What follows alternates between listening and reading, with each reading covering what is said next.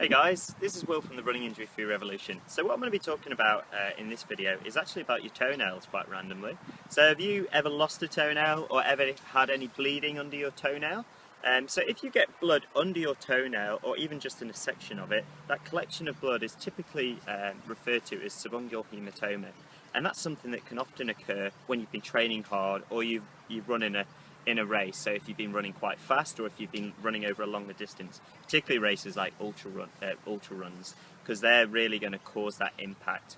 What a lot of people do to get that sort of injury is they wear often shoes that are quite tight, or sometimes it's the opposite where they're too loose and your foot's moving around and slamming into the front of the shoe. So that can be another reason. Another thing that you'll find is, I think ultra runs is because a lot of the up and downhill, a lot of people, a lot of pressure on their toes when they're going downhill.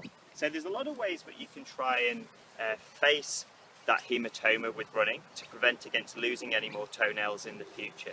So here are just a few tips. First of all, with shoes, make sure that they're a comfortable size. Obviously, don't buy online if you're not 100% sure, if you haven't tried on that size before. So make sure they're comfortable, that they're not either too tight or they're too loose, because you want them to be nice and comfortable.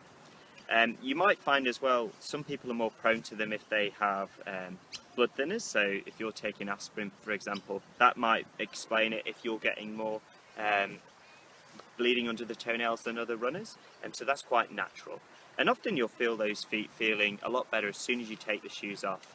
But ways in which you can prevent it from a technical perspective is trying to prevent that impact.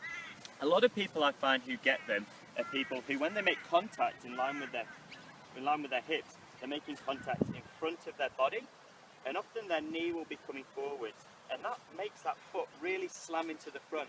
There's two types of noises that really runners make, and one of them is kind of a slapping noise, the other is kind of a skiddy noise, and it's often those skidders who get that. So people generally skid when they land in front of their body, their knee comes forward, and that motion there causes that skiddy sound. So their foot and their toes are going into the front of the shoe, and that's causing that impact, and that trauma is what causes that bleeding.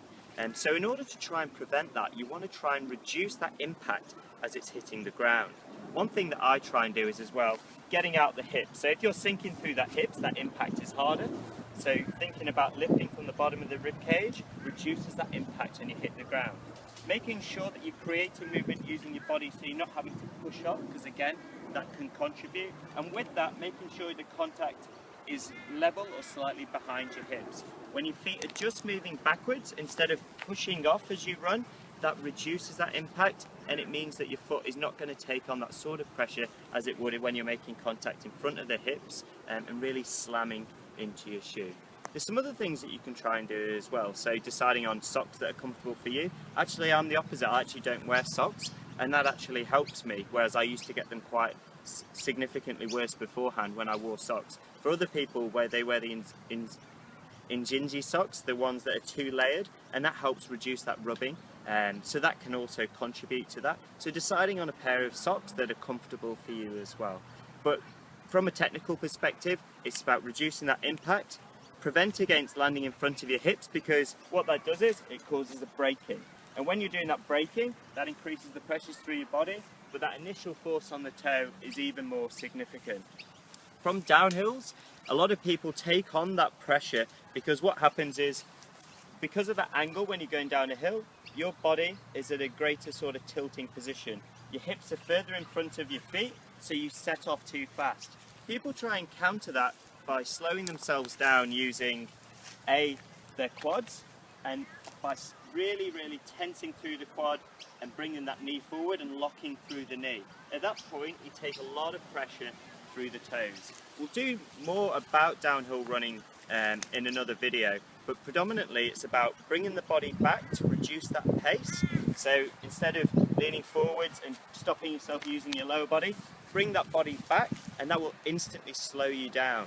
At that point, you can pick up out the hips and relax the lower body, and instantly that will reduce that pressure in your feet, as well as staving off injuries at the knee.